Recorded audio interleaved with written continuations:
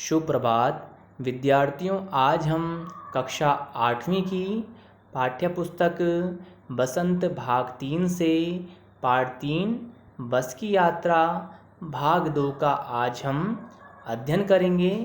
इस पाठ के लेखक श्री हरिशंकर प्रसाई जी हैं। विद्यार्थियों, बस की यात्रा पाठ के प्रथम भाग में हमने अध्ययन किया था कि लेखक और उनके मित्र एक बहुत पुरानी बस से पन्ना जाने के लिए अपनी यात्रा शुरू करते हैं। यात्रा शुरू करने से पहले उन्हें जो लोग छोड़ने आए हुए होते हैं वह उनसे कहते हैं, जो समझदार व्यक्ति होते हैं वह इस शाम वाली बस से यात्रा नहीं करते। किंतु उस समय लेखक उनकी बात नहीं समझ पाते। जैसे ही वह बस की स्थिति को देखते हैं, बस को देखते हैं, वह कहते हैं व्यंग्य स्वरूप में कि यह बस क्या है, बहुत ही वयोवृद्ध है, यह बस तो पूजा करने के योग्य है। तभी जो है बस कंपनी के हिस्सेदार की मुलाकात लेखक से होती है और लेखक बस कंपनी के हिस्सेदार से कहते हैं कि यह बस चलती भी है क्या, व्यंग्य स्वरूप में उनसे पूछते हैं। तो बस कंपनी के हिस्सेदार उनसे कहते हैं कि हाँ, यह बस चलती है और अभी चलेगी। लेखक जब उस बस की दशा को देखते हैं तो वह मन में विचार करते हैं और वह निर्णय नहीं कर पाते हैं कि हमें इस बस से सफ़र या यात्रा करनी चाहिए कि नहीं करनी चाहिए। तभी उनके एक डॉक्टर मित्र उनसे कहते हैं कि आप डरो मत, यह बस क्या है, बहुत ही अनुभवी है, हम जो है इसी बस से यात्रा करेंगे। और इतना कहते ही जो है इंजन जो है सचमुच में स्टार्ट हो जाता है। लेखक को लगता नहीं कि यह बस जो है स्टार्ट होगी, क्योंकि बस की दशा ही ऐसी थी। बस को देखने से ऐसे लगता था कि उसकी क्या है, दशा जो है बहुत ख़राब थी, उसमें जो है बहुत सारे निशान थे। और इतना कहते ही जो है बस का इंजन स्टार्ट हो गया। ऐसा जैसे सारी बस ही इंजन हो। जब बस स्टार्ट हुई तो इंजन से ऐसी ध्वनि आ रही थी, ऐसी आवाज़ आ रही थी कि लेखक को लग रहा था कि मैं बस में नहीं बैठा हूँ, मैं तो किसी इंजन में बैठ के सफ़र कर रहा हूँ। विद्यार्थियों, हमने पहले भाग में हमने यहाँ तक अध्ययन किया था और आज हम इससे आगे के भाग का, दूसरे भाग का अध्ययन करेंगे। बस सचमुच चल पड़ी और हमें लगा कि यह गांधी जी के असहयोग और सविनय अवज्ञा आंदोलनों के वक्त अवश्य जवान रही होगी। उसे ट्रेनिंग मिल चुकी थी, हर हिस्सा दूसरे से असहयोग कर रहा था। पूरी बस सविनय अवज्ञा आंदोलन के दौर से गुजर रही थी। यानी लेखक कहते हैं कि बस जो है सचमुच चल पड़ी और हमें लग रहा था कि बस जो है गांधी जी के असहयोग अर्थात आ मतलब नहीं, सहयोग मतलब हेल्प करना, यानी कि किसी का सहयोग ना करना। और सविनय अवज्ञा अर्थात सा मतलब नहीं, विनय मतलब आदर से या विनम्रता से है, अवज्ञा अर्थात आज्ञा का पालन ना करना।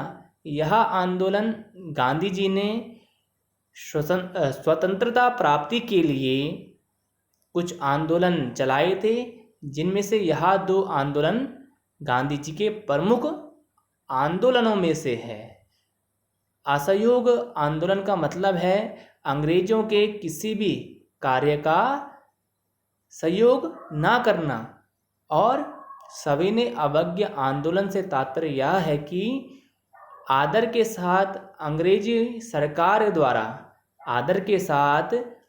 सरकार द्वारा दिए गए जितने भी ऑर्डर थे उनका पालन ना करना, यानी अंग्रेजों की आज्ञा का पालन ना करना था। यहाँ पे लेखक व्यंग्य स्वरूप में कहते हैं कि जैसे गांधी जी का आंदोलन है तो ठीक उसी प्रकार भी जो है बस भी जो है ड्राइवर की आज्ञा का पालन नहीं मान रही है, उसका जो है कोई भी हिस्सा सहयोग नहीं कर रहा है बल्कि असहयोग कर रहा है, जैसे कि जो है गांधी जी के असहयोग और सविनय अवज्ञा आंदोलन की तरह। सीट का बॉडी से असहयोग चल रहा था। कभी लगता सीट बॉडी को छोड़कर आगे निकल गई है और जिस सीट पर मैं बैठा था और मेरा और उस सीट का क्या चल रहा था, असहयोग चल रहा था। हमारा क्या होता, मैच ही नहीं हो रहा था। वह जो मेरी सहायता नहीं कर रही थी वह क्या कर रही थी, इधर उधर भाग रही थी। कभी लगता कि सीट को छोड़कर बॉडी आगे भागी जा रही है। 8-10 मील चलने पर सारे भेदभाव मिट गए, जो मेरे मन के जो भेदभाव थे सब मिट गए और यह समझ में नहीं आता था कि सीट पर हम बैठे हैं या सीट हम पर बैठी है। यानी उस बस की स्थिति ऐसी थी और जिस सीट पर मैं बैठा था वह सीट ऐसी थी कि मुझे यह महसूस ही नहीं हो रहा था, मुझे यह लग ही नहीं रहा था कि मैं सीट पर बैठा हूँ या सीट फिर मुझ पर बैठी है। एकाएक बस रुक गई। मालूम हुआ कि पेट्रोल की टंकी में छेद हो गया है। यानी उसके बाद चलते चलते बस क्या हो गई, फिर से रुक गई। मालूम हुआ कि यानी हमें मालूम हुआ कि जो पेट्रोल की टंकी होती उसमें छेद हो गया है। ड्राइवर ने बाल्टी में पेट्रोल निकालकर उसे बगल में रखा। यानी ड्राइवर जो था बहुत ही समझदार था, उसने बाल्टी में पेट्रोल निकालकर अपने बगल में रखा और नली डालकर इंजन में भेजने लगा और एक नली के द्वारा क्या करने लगा, उस इंजन में पेट्रोल डालने लगा। अब मैं उम्मीद कर रहा था कि थोड़ी देर बाद बस कंपनी के हिस्सेदार इंजन को निकालकर गोद में रख लेंगे और उसे नली से पेट्रोल पिलाएंगे, जैसे माँ बच्चे के मुंह में दूध की शीशी लगाती है। यहाँ पर फिर लेखक व्यंग्य स्वरूप में कहते हैं कि अब मैं उम्मीद कर ही रहा था कि थोड़ी देर बाद बस कंपनी के जो हिस्सेदार उस बस में बैठे थे वह अपने हाथों से इंजन को उठाकर अपनी गोद में रखकर उस नली से इंजन को पेट्रोल पिलाएंगे, जैसे एक माँ अपने बच्चे को दूध शीशे से पिलाती है। बस की रफ्तार अब 15-20 मील हो गई थी। यानी कि पहले के अकॉर्डिंग अब बस की रफ्तार क्या हो गई थी, कम हो गई थी, क्योंकि जो है बस की पेट्रोल की टंकी में छेद हो गया था। मुझे उसके किसी हिस्से पर भरोसा नहीं था। लेखक का जो है अब उस बस से क्या हो गया था, विश्वास उठ गया था। लेखक को उसमें भरोसा ही नहीं था। ब्रेक फेल हो सकता था, स्टीयरिंग टूट सकता था। लेखक कहते हैं कि अब उस बस के साथ जो है उसकी स्थिति ऐसी हो गई थी कि अब उस बस के साथ कुछ भी हो सकता था। उस बस का क्या है, ब्रेक फेल भी हो सकता था, उसका स्टीयरिंग भी टूट सकता था। प्रकृति के दृश्य बहुत लुभावने थे। यानी कि जब मैं बस में बैठा था तो मुझे बाहर दिखाई दे रहा था कि प्रकृति के दृश्य, जो प्राकृतिक दृश्य है बहुत लुभावने हैं, बहुत अच्छे हैं। दोनों तरफ हरे भरे पेड़ थे। यानी रोड के दोनों साइड क्या थे, हरे भरे पेड़ थे जिन पर पक्षी बैठे थे। उन पेड़ पर क्या थे, पक्षी बैठे हुए थे। मैं हर पेड़ को अपना दुश्मन समझ रहा था। जो भी पेड़ आता डर लगता इससे बस टकराएगी। यानी कि लेखक कहते हैं कि मैं हर पेड़ को अपना दुश्मन समझ रहा था, क्योंकि वह बस क्या थी, वो असहयोग कर रही थी, वह ड्राइवर का साथ नहीं दे रही थी, वह क्या थी, खराब हो गई थी। मुझे डर लग रहा था कि वह बस जो है किसी पेड़ से ना टकरा जाए। वहाँ निकल जाता तो दूसरे पेड़ का इंतजार कर, जैसे एक पेड़ निकल जाता तो दूसरे पेड़ को मैं देखता रहता, कहीं जो है दूसरे पेड़ से जो है बस टकरा ना जाए। झील दिखती तो सोचता कि इसमें बस गोता लगा जाएगी। यानी लेखक यह सोचते हैं कि अगर बस का ब्रेक फेल हो गया तो आसपास कोई झील मुझे दिखाई दी या होगी तो बस में कहीं गोता ना लगा जाए। एकाएक फिर बस रुकी। ड्राइवर ने तरह तरह की तरकीबें की पर वह चली नहीं, यानी कि फिर से बस रुक जाती है और ड्राइवर जो है उसको स्टार्ट करने के लिए बहुत सारे तरीके अपनाता है। लाख तरीके अपनाने के बावजूद भी वह बस नहीं स्टार्ट होती है। सविनय अवज्ञा आंदोलन शुरू हो गया था। लेखक कहते हैं कि बस फिर भी जो है उस ड्राइवर की बात नहीं मान रही थी। वह जो है सविनय अवज्ञा यानी ड्राइवर की आज्ञा का पालन नहीं कर रही थी। कंपनी के हिस्सेदार कह रहे थे बस तो फर्स्ट क्लास है। यह तो इत्तेफाक की बात है, यानी कि फिर भी जो है जो बस के हिस्सेदार थे वह बस की खूब तारीफ कर रहे थे, बोल रहे थे कि बस तो फर्स्ट क्लास है जी। यह तो इत्तेफाक की बात है कि या तो समय की बात है कि यह रुक गई है। क्षीण चांदनी में वृक्षों की छाया के नीचे वह बस बड़ी दयनीय लग रही थी। क्षीण मतलब कुछ, चांदनी मतलब रात की रोशनी में वृक्षों के नीचे यानी वृक्षों की छाया के नीचे वह बस खड़ी हो गई थी और मुझे उसे देखकर उसकी हालत बड़ी ही दयनीय लग रही थी। जैसे कोई वृद्धा थक कर बैठ गई हो। मुझे ऐसा लग रहा था कि जैसे वृद्ध व्यक्ति होते हैं वो जब वह थक जाते हैं तो वह क्या करते हैं, बैठ जाते हैं। ठीक उसी प्रकार मुझे उस बस की दयनीय स्थिति लग रही थी। हमें गलानी हो रही थी कि बेचारी पर लदकर हम कैसे चले आ रहे हैं, यानी हमारे मन में बहुत ही दुख था कि हम जो है इस वृद्ध अवस्था में जो बस है इसमें कैसे चढ़ के आ रहे हैं। अगर इसका प्राणांत हो गया तो इस बियाबान में हमें इसकी अंत्येष्टि करनी पड़ेगी। यानी अगर इसका प्राणांत मतलब प्राण का अंत, अगर इस बस की मृत्यु हो जाती है तो इस बियाबान यानी कि सुनसान जंगल में हमें इसकी अंत्येष्टि यानी अंतिम संस्कार करना पड़ेगा। हिस्सेदार साहब ने इंजन खोला और कुछ सुधारा। बस आगे चली, उसकी चाल और कम हो गई थी। फिर जो है जो बस कंपनी के हिस्सेदार साहब थे उन्होंने उस बस का इंजन खोला और उसे कुछ सुधारा, उसमें कुछ ठीक किया, कुछ सुधार किया। और जो सुधार करते ही बस आगे चली। उसकी रफ्तार, उसकी चाल अब जो है पहले से काफ़ी कम हो गई थी। धीरे धीरे वृद्धा की आंखों की ज्योति जाने लगी। चांदनी में रास्ता टटोल कर वह रेंग रही थी। यानी धीरे धीरे अब क्या होने लगा, बस की जो लाइट होती है उसकी रोशनी जो है धीरे धीरे कम होने लगी।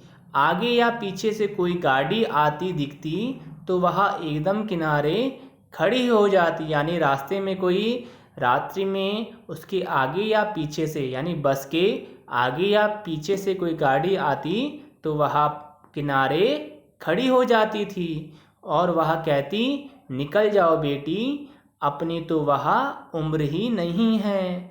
यानी कि लेखक यहाँ पे व्यंग स्वरूप में कहते हैं, बस कहती है अन्य गाड़ियों को जो आगे या पीछे से गाड़ी आ रही थी, बेटी तुम आगे निकल जाओ, अब तो मेरी क्या हो गई है, वृद्ध अवस्था हो गई है। एक पुलिया के ऊपर पहुँचते ही थे कि एक टायर फिस करके बैठ गया। लेखक कहते हैं कि जैसे ही हम एक पुलिया के समीप में पहुँचे, निकट में पहुँचे, तो उस बस के एक टायर फिस हो गया। यानी कि उस बस के टायर में पंचर हो गया। वह बहुत ज़ोर से हिलकर थम गई। और जब पंचर होता है तो गाड़ी क्या हो जाती है, ज़ोर से हिल जाती है, लहराने लगती है और एकदम थम जाती है। अगर स्पीड में होती तो उछलकर नाले में गिर जाती। यानी कि अगर बस उस समय स्पीड में होती तो वह नाले में गिर जाती। मैंने उस कंपनी के हिस्सेदार की तरफ पहली बार श्रद्धाभाव से देखा। लेखक कहते हैं कि मैंने उस कंपनी के हिस्सेदार की तरफ पहली बार श्रद्धाभाव से देखा। यहाँ पे लेखक व्यंग्य स्वरूप में कह रहे हैं, यानी कि यहाँ पर लेखक को उस कंपनी के हिस्सेदार को देखकर और जो उनके मित्र थे उनको बहुत ही गुस्सा आ रहा था। गुस्सा क्यों आ रहा था? वह टायरों की हालत जानते हैं, फिर भी जान हथेली पर लेकर इसी बस से सफ़र कर रहे थे। यानी लेखक कहते हैं कि हिस्सेदार को मालूम था कि बस की हालत ऐसी है और बस की टायरों की हालत क्या है? बहुत ही खराब है। वह अपनी जान हथेली पर लेके इस बस से सफ़र कर रहे हैं। उत्सर्ग की ऐसी भावना दुर्लभ है। यानी उत्सर्ग अर्थात बलिदान की ऐसी भावना क्या है? दुर्लभ है। सोचा, इस आदमी के साहस और बलिदान भावना का सही उपयोग नहीं हो रहा है। एंड लेखक कहते हैं जो बस का जो हिस्सेदार है उसके जो बलिदान का जो उपयोग है वह ठीक प्रकार से नहीं हो रहा है। वह कहते हैं इसे तो किसी क्रांतिकारी आंदोलन का नेता होना चाहिए। किसे कह रहे हैं? वह बस कंपनी के हिस्सेदारों को कह रहे हैं कि इस व्यक्ति को तो क्रांतिकारी आंदोलन का नेता होना चाहिए। अगर बस नाले में गिर पड़ती और हम सब मर जाते तो देवता बाहें पसार कर उसका इंतजार करते। यानी लेखक कहते हैं यदि बस किसी खाई में या नाले में गिर जाती, अगर हम सब मर जाते तो जो देवता है वह बाहें पसार कर बस के हिस्सेदार का इंतजार करते और कहते वह महान आदमी आ रहा है जिसने एक टायर के लिए प्राण दे दिए। यानी लेखक कहते हैं बस के हिस्सेदार को कि अगर भगवान कहते कि इस व्यक्ति ने एक टायर के लिए अपने प्राण दे दिए। लेखक यहाँ पे व्यंग्य स्वरूप में बोल रहे हैं, मर गया पर टायर नहीं बदला। भगवान यह कहते यह व्यक्ति तो मर गया पर इसने क्या किया? टायर नहीं बदला। दूसरा घिसा टायर लगाकर बस फिर चली। अब हमने वक्त पर पन्ना पहुंचने की उम्मीद छोड़ दी थी। पन्ना कभी भी पहुंचने की उम्मीद छोड़ दी थी। पन्ना क्या, कहीं भी कभी भी पहुंचने की उम्मीद छोड़ दी थी। लगता था जिंदगी इसी बस में गुजर जानी है और इससे सीधे उस लोक को प्रयाण कर जाना है। इस पृथ्वी पर उसकी कोई मंजिल नहीं है। हमारी बेताबी तनाव खत्म हो गए। हम बड़े इत्मीनान से घर की तरह बैठ गए। चिंता जाती रही, हंसी मजाक चालू हो गया। यानी लेखक कहते हैं कि ड्राइवर ने दूसरा घिसा टायर लगाकर बस जो है फिर से चलने लगी और हमने अब पन्ना पहुंचने की उम्मीद छोड़ दी थी। पन्ना क्या, कहीं भी कभी भी पहुंचने की उम्मीद हमने छोड़ दी थी। लगता था कि हमारी जिंदगी जो है, हमारा जीवन जो है इस बस में ही गुजर जाएगा और इससे सीधा उस लोक को प्रयाण कर जाना है। यानी हमारी ज़िंदगी यहीं पे जो है समाप्त हो जाएगी। फिर जो है हम जो है इस लोक से परलोक में चले जाएंगे। इस पृथ्वी पर उसकी कोई मंजिल नहीं है और जो है इस धरा पर, इस पृथ्वी पर उस बस की क्या है, कोई मंजिल नहीं है। हमारी बेताबी तनाव ख़त्म हो गए। यानी कि अब हमने जो है पन्ना जाने की जो हमारी बेताबी थी वह जो है अब ख़त्म हो गई थी। हम बड़े इत्मीनान से घर की तरह बैठ गए। अब हम जो है उस बस में जो है सुकून के साथ जो है बस में बैठ गए। चिंता जाती रही, हंसी मजाक चालू हो गया। जब जो है हमें लगा कि हमारी ज़िंदगी जो है इस बस में ही गुजर जाएगी तो हम इत्मीनान से उस बस में बैठ गए और हमारी चिंता क्या है, दूर होती गई और हम सब जो है हंसी मजाक जो हमने चालू कर दिया। विद्यार्थियों, आज हमने पार्ट 3 बस की यात्रा नामक पाठ का अध्ययन किया। इस पाठ में हमने लेखक की बस की यात्रा के अनुभव के विषय में जाना कि जिस बस में लेखक यात्रा कर रहे थे वह बस कैसी थी, उसके बारे में हमने आज जाना। विद्यार्थियों, आप भी इस पाठ का वाचन करेंगे और इस पाठ को समझेंगे। धन्यवाद।